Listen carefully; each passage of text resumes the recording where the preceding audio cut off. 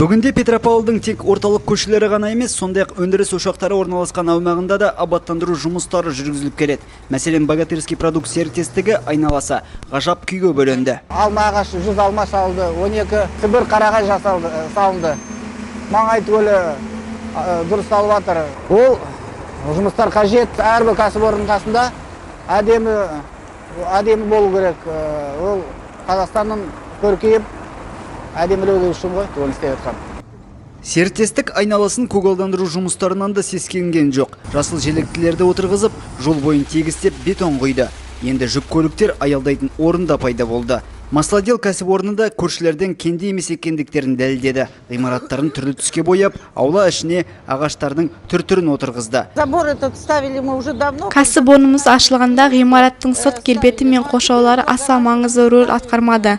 Бізге ең бастысы шығарылатын өнімнің сапасы басты орында болды. Бірнеше жыл бойы ескі қалыпта тұратын. Биыл орайы келіп айналаны абаттандыруға бел будық. Бұрынғы бетон қоршаулар жаңа металдан жасалған конструкцияларға алмастырылып жатыр. Гашека көшесі бойындағы кәсіпорындарда жаңа дуалдарды қойды.